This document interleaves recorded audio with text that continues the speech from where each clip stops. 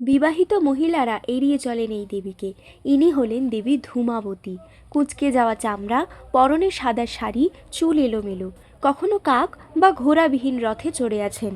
পুরাণ মতে দেবী পার্বতী প্রচণ্ড ক্ষুধায় কাতর হয়ে পড়েন। তিনি দেবাদিদেব মহাদেবকে বারবার অনুরোধ করতে থাকেন খাবার এনে দেওয়ার জন্য। মহাদেব ধ্যানে মগ্ন থাকার কারণে সেই অনুরোধ রাখতে পারেননি। বহু সময় অতিবাহিত হয়ে যাওয়ার পরেও যখন মহাদেব কোনো অনুরোধ শুনলেন না, তখন দেবী পার্বতী ভীষণ ক্রোধিত হয়ে পড়েন এবং এক ভয়ঙ্কর রূপ ধারণ করেন। তিনি আশেপাশের সমস্ত কিছুই খেয়ে ফেলেন। শেষমেশ মহাদেবকেও তিনি গিলে ফেললেন। তবে মহাদেবের শরীরে হলাহল বিষ থাকার কারণে দেবীর শরীর বিষের জ্বালায় পুড়ে যায়। দেবী সাথে সাথেই মুখ থেকে বের করে দেন এবং দেবীর শরীর থেকে ধূম অর্থাৎ ধোঁয়া নির্গত হতে থাকে।